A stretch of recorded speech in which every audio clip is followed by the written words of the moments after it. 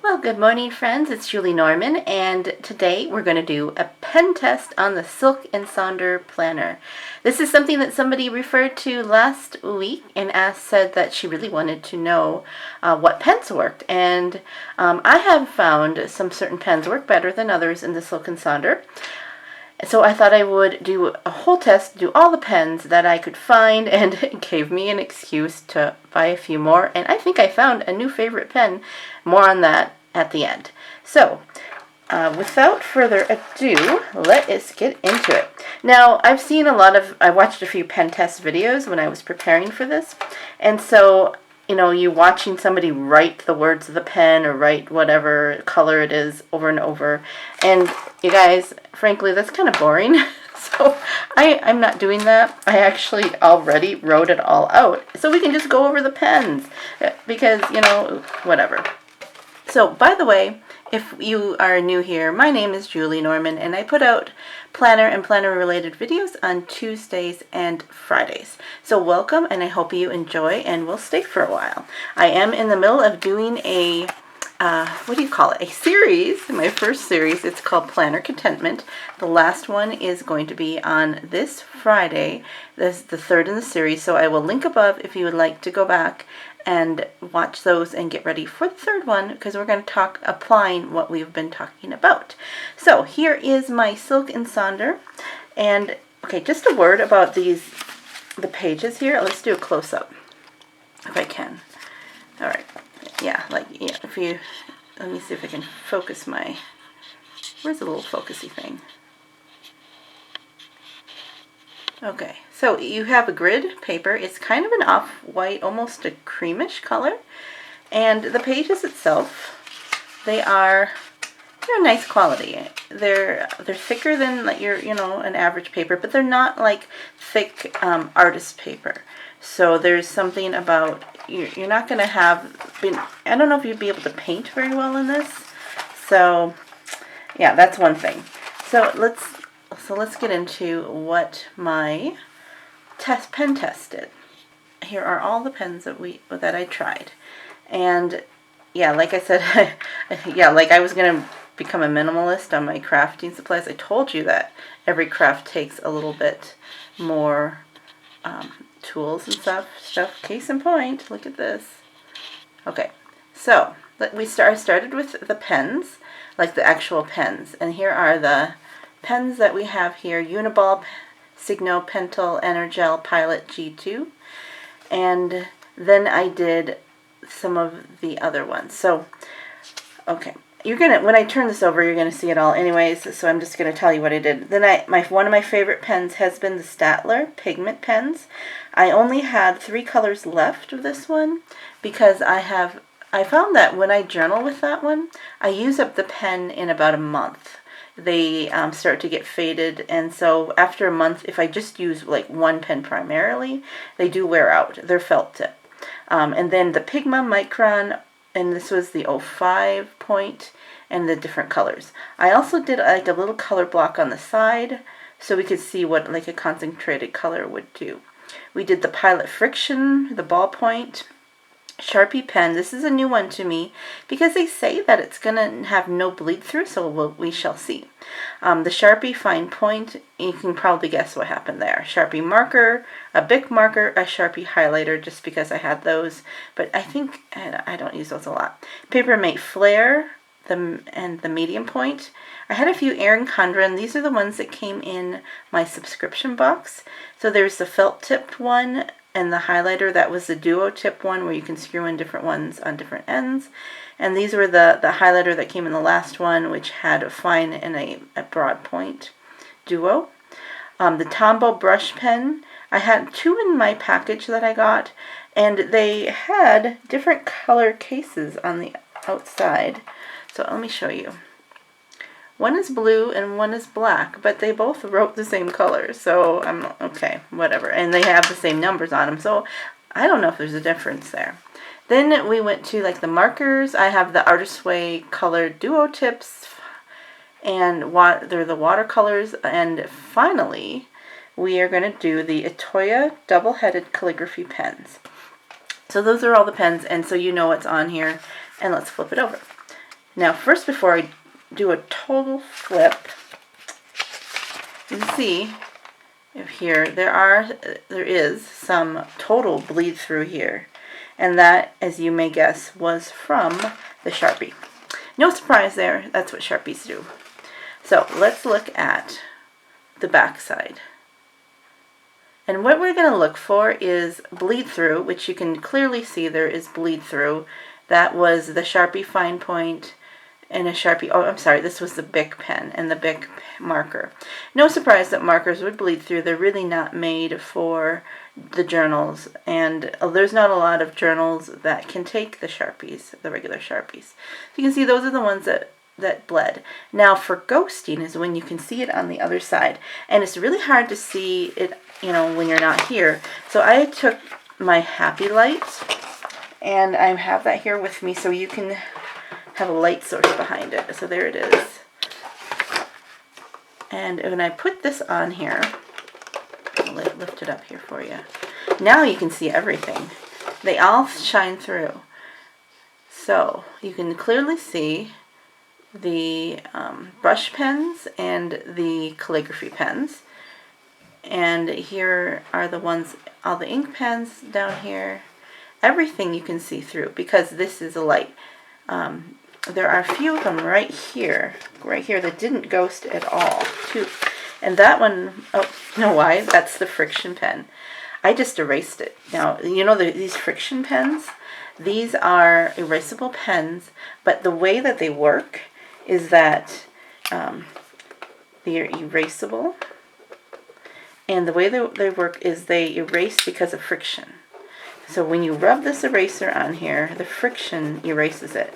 But also what happens is that heat, which obviously the heat here from the light, here I'm going to put it down, see if it will totally erase it, also erases it. So you can see that I had this written out and now it's gone because of the light. So people who have their journals in hot places, maybe your car, maybe you live in a warm spot, you know, you go take it with an airplane, just be warned that the ink will disappear. They say that you can bring it back by putting it in the freezer, but I would not use these pens. I don't think I'll get these again because of this point, because I went to write a checkout and I'm like, wait, I can't use this pen, even though it has the ballpoint, which is good for check writing if you have duplicates. And it's gonna, if you get to the bank and it's a hot day, your ink's gone. Okay, don't do that. So that's the one that didn't bleed through because it disappeared on us. Or ghost through, I should say. Let me use the right terms. So all of these pens you can see when the light is applied beneath it, which is no surprise. I mean, that just happens. But what are you going to want to see when you're writing? So that is, if I was going to close this again, I'll take my light away. And as I look here, the only things that I can clearly see the ink pens that I used in the beginning, and those are these three.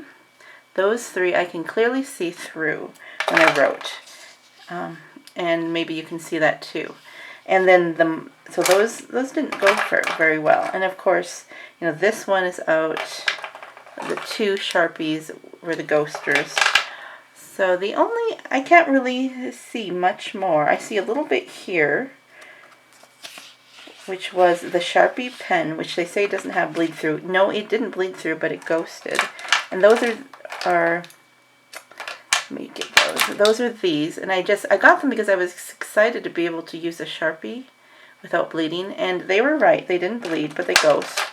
And then if we look closer here, there's a little bit here as well, which you can see through, and that was the Erin Condren right here. That's the Erin Condren.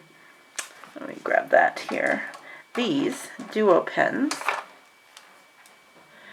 I believe these are highlighters. So those did go through. And I see a little shadow right here, and that is the Tombow Brush Pen. So those are these. So those ghosted. So if we're going to arrange these here, I'm going to go beneath here. So these these bled, and these ghosted. So that, and there's a little bit of shadow there. That one is the Staedtler and the Pigma, but they're felt tip. But it's very, very light. So those are my favorite pens, and I'm so glad they're not more. These.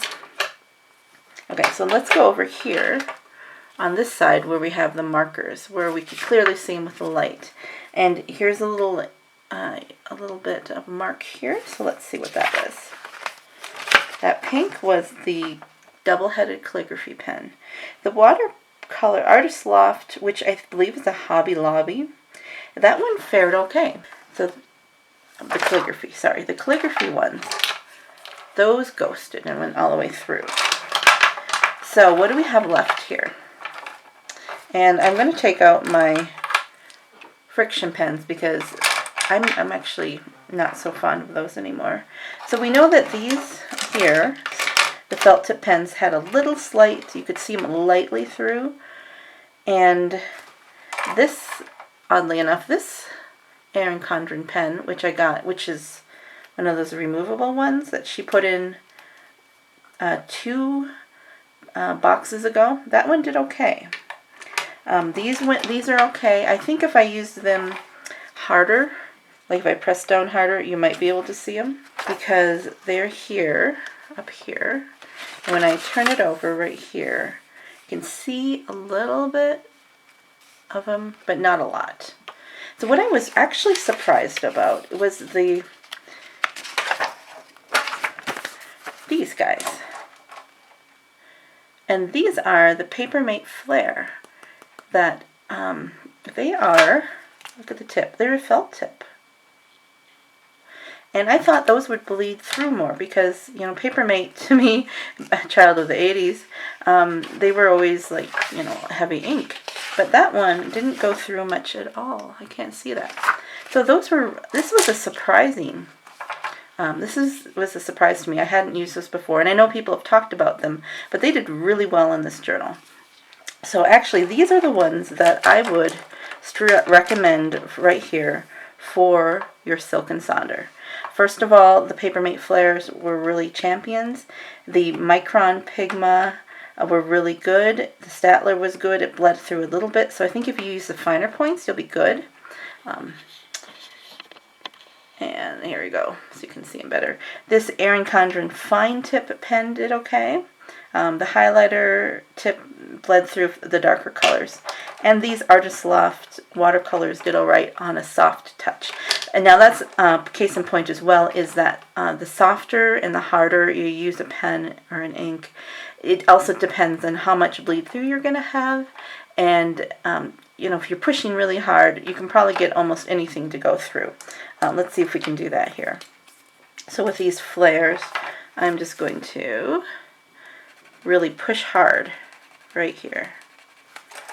Before I was just doing a regular pressure for me. And let's see if it went through. Okay, you can clearly see it going through. So yes, if you push really hard on the flares, it will go through. But if I just do something that I have a lighter touch, you don't need a lot for color because I don't really want to ruin my tips as well. Let's see what happened. Okay, so you can see the difference. I don't know if you can see the difference there. So there, you can see this was the hard push, this is the regular. So you can see a difference in the amount of ink that it lays in the paper. So that is my recommendation. Is the flares actually did really good, and so did the fine felt tip, the Micron, and the Staedtler, Erin Condren Felt, Artist Loft. So if there are any other ones that you think of that you would have liked me to do, maybe I can do it next time. Put that in the comments below. And also, have you had other pens that you want, that you've tried and recommended? Do you have other journals or planners you want me to do a pen test in? So as for me, surprisingly, when I was trying all these pens, I have a new favorite, and it's not the best one for this journal, but that's because I use the other paper before. But I love this one, this Tombow I started writing with it, and it was like I wanted to write forever. But look at that. It just makes the writing look good.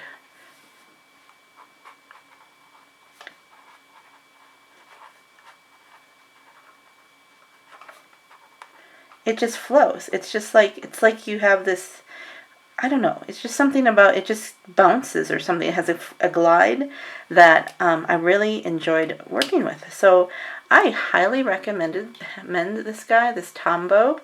This is the brush pen, and I'm going to be looking for more Tombows. And I will be getting rid of these guys because I just don't want to write a check without ink. And I am not so happy with these guys either.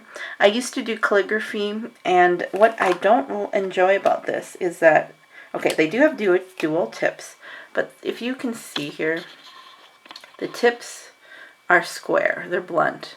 And I like the ones with more of the angle to them. So these just have become like markers to me and not calligraphy pens.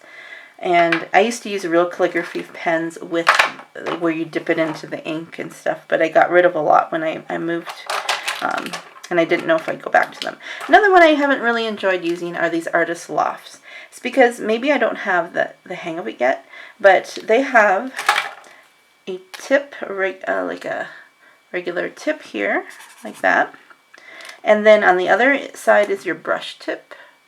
So I probably need practice, but you're supposed to, like, you can go up and then down and up and down. And maybe I need a bigger space to do it, but to me it's just like, it's not that big of a difference between up and down unless there's a little bit. But I'm not sure if I've got the hang of those yet. Maybe I have to practice with. But if anybody has tips on how to use those brush tip markers, let me know, because I would like to get to know them better.